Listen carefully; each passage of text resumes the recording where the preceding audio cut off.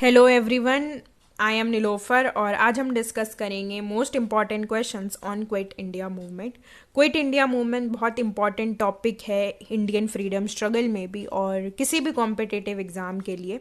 सो चलिए स्टार्ट करते हैं।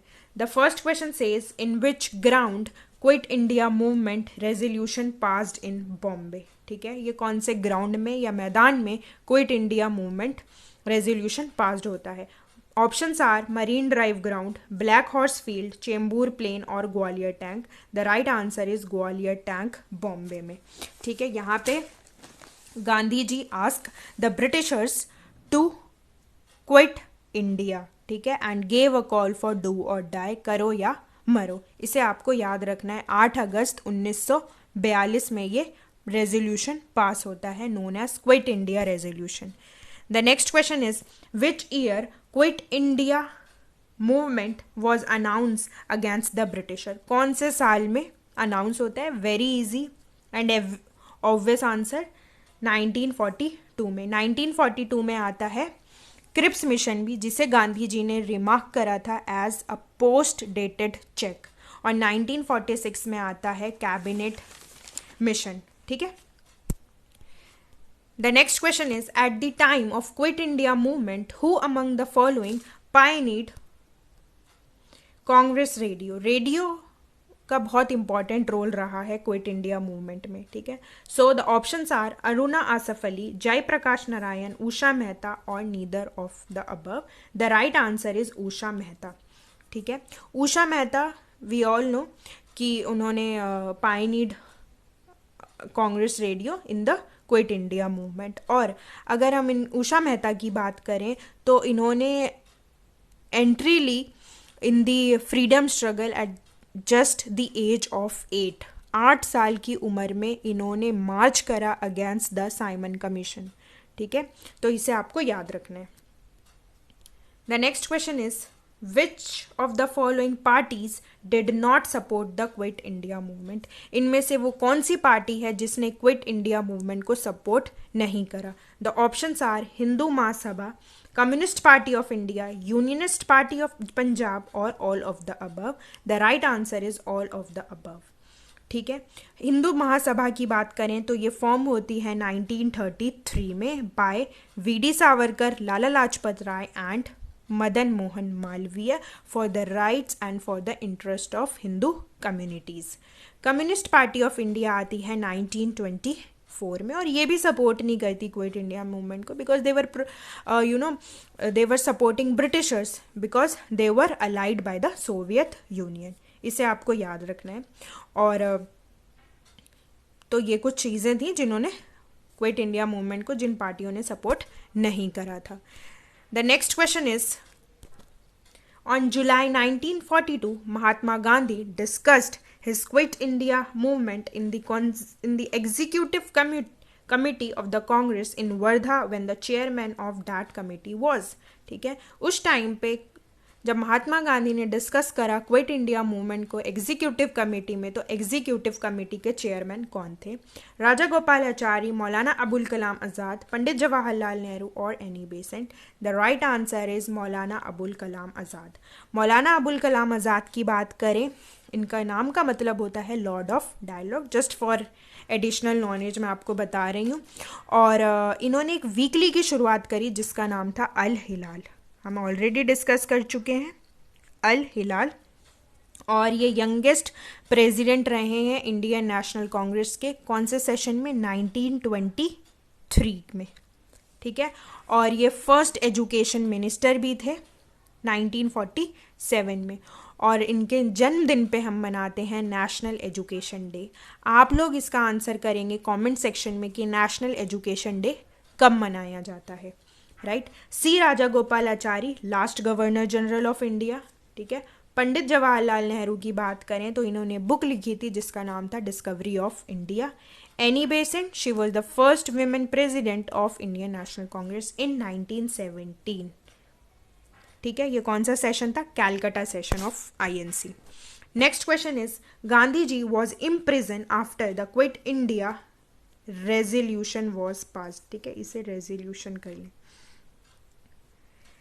At the Yerwada jail, in many jails, in the fort of Ahmednagar or in Aga Khan Palace. The right answer is in Aga Khan Palace. Aga Khan Palace कहाँ है? ये है पुणे, महाराष्ट्र में. इसे आप याद रखें.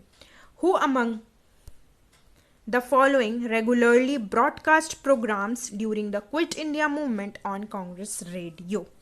ठीक है, कौन इनमें से ब्रॉडकास्ट कर रहे थे प्रोग्राम्स को during the Quit India movement on Congress radio?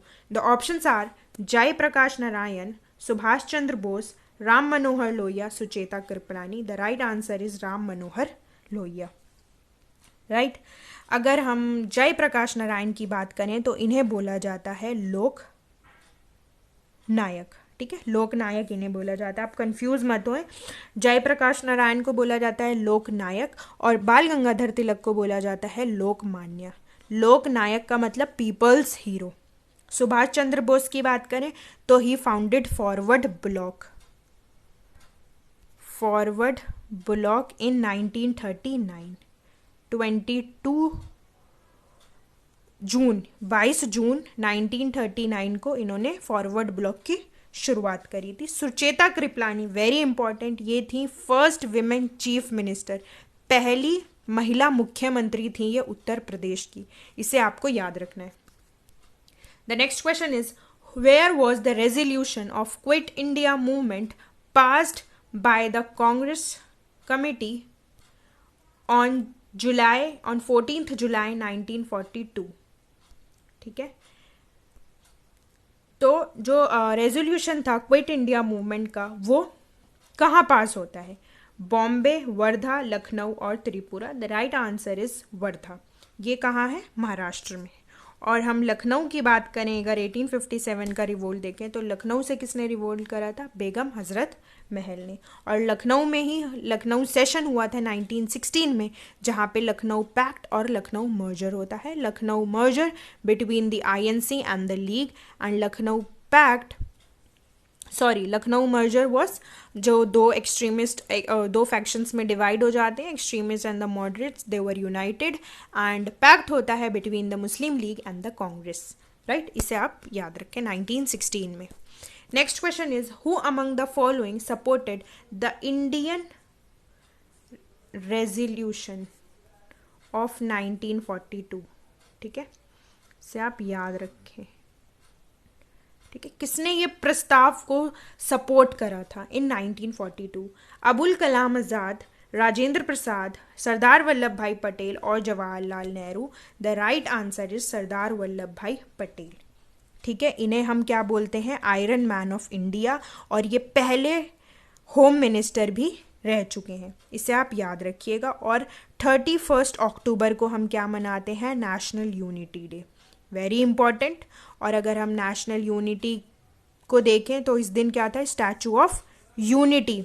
Narendra Modi ji ने इसका इनॉग्रेशन करा था 31 अक्टूबर 2018 में. ठीक है, जो दुनिया का सबसे लंबा स्टैचू है, जिसकी हाइट है 182 मीटर्स. कुछ एडिशनल फैक्ट्स हैं. ठीक है, और अगर हम ये भी क्वेश्चन पूछा गया था कि इसको डिज़ाइन किसने करा था, KBC में ये क्वेश्चन था, तो इसको डिज़ाइन करा था राम V सुतार ने. और ये कहाँ पे, कौन सी रिवर में है? गुजरात में, नर्मदा रिवर के किनारे. इसे आप याद रखें. राजेंद्र प्रसाद ने एक बुक लिखी थी जिसका नाम था इंडिया अनडिवाइडेड. Very important. और ये फर्स्ट प्रेसिडेंट थे इंडिया के. Jawaharlal Nehru, Discovery of India. Abul Kalam Azad, एक इनकी weekly Al Hilal. Next question is the American journalist who was with Mahatma Gandhi during the Quit India movement was named. वो कौन से अमेरिकन जर्नलिस्ट थे जो महात्मा गांधी के साथ थे during the Quit India movement? Louis Fischer, William I Shuber, Webb Miller और नेग्लिफिसेंट. The right answer is Louis Fischer. ठीक है, ये गांधी जी के साथ रहे थे, उनके आश्रम में ही ऑब्जर्व्ड हिम. उनकी एक्टिविटीज़, उनके थॉट से ये काफ़ी इंस्पायर भी हुए और लेटर ऑन वो इनके बायोग्राफर भी बनते हैं. The next question is the doctor Rajendra Prasad was arrested and sent on 9 August 1942. Rajendra Prasad को कौन से जेल में भेज दिया गया था?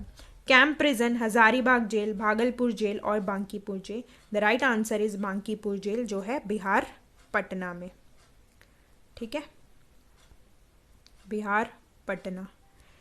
The next question is the two leaders who were arrested on 9th August 1942 in Hazaribagh were। दो लीडर जिनको अरेस्ट करा गया 9 अगस्त 1942 हजारीबाग में, वो कौन से लीडर थे? Ramlal and Devilal, Narayan Singh and Sukhlal Singh, Ramnath and Devnath, Shiv Kumar and Ramanand. So the right answer is Shiv Kumar and Ramanand. Very important question. कुछ नाम ऐसे होते हैं जो हमें लगते हैं हमने नहीं सुने तो इसे पूछा भी नहीं जाएगा, but these are the questions that are asked in the previous year papers. The next question is the Quit India proposal was proposed by the Bombay session of the Congress in 1942। ठीक है, किसने इसे प्रपोज करा था? जवाहरलाल नेहरू, नरेंद्र देव, राजेंद्र प्रसाद और JP Kripalani. The right answer is Jawaharlal Nehru. इसे आपको याद रखना है। जेपी कृपलानी की बात करें so he was the president of INC at the time of independence. जब भारत को आज़ादी मिलती है तब ये आईएनसी के प्रेसिडेंट थे, JP Kripalani. Who among the following journalist is a biographer of Mahatma Gandhi? Very easy question and the obvious answer is Louis Fisher. The next question is, during the freedom struggle, Aruna Asaf Ali was the main women organization of which underground activity? Women का बहुत बड़ा contribution रहा है Indian freedom struggle में, और उनमें से एक थी अरुणा आसफ अली, जिन्होंने अंडरग्राउंड एक्टिविटी से क्विट इंडिया मूवमेंट में बहुत बड़ा अपना योगदान दिया था। The options are civil disobedience movement, non-cooperation movement, quit India movement और स्वदेशी movement. The right answer is quit India movement. Aruna Asaf Ali को बोला जाता है grand old lady of Indian independence, right? इसे आप याद रखिएगा। The next question is, in what context did Jai Prakash Narayan get the recognition of the national level leader?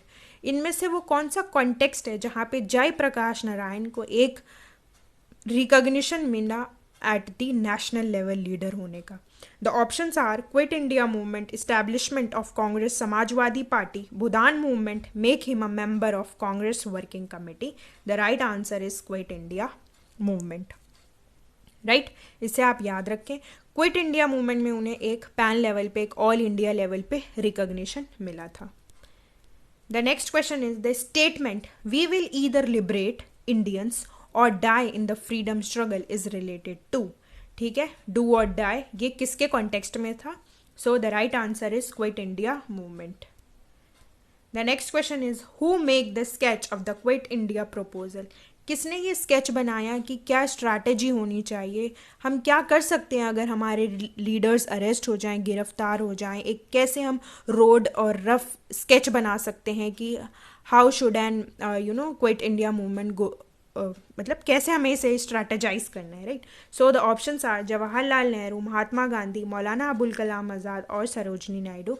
The right answer is Mahatma Gandhi. The next question is, in which of the following districts of Uttar Pradesh was the parallel government established during the Quit India movement? अब क्या हो रहा था कि जो areas थे जैसे कि सतारा, तामलुक और बलिया, ठीक है, यहाँ पर क्या था, पैरेलल गवर्नमेंट चल रही थी. इन्हें कोई फ़र्क नहीं पड़ रहा था कि अच्छा नेशनल लेवल पे क्विट इंडिया मूवमेंट चल रहा है तो चलो हम भी उसमें अपना कंट्रीब्यूशन देते हैं, we should also support them. But इन्हें अपनी गवर्नमेंट इन्होंने बनाई, जैसे कि बलिया में, तामलुक में, सतारा में इन्होंने खुद की गवर्नमेंट बनाई.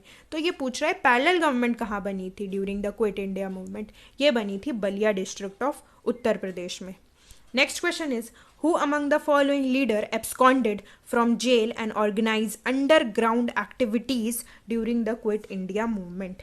ठीक है, the options are JP Kripalani, Ram Manohar Lohia, Achyut Patwardhan और Jayaprakash Narayan. The right answer is Jayaprakash Narayan, that is Loknayak, people's hero.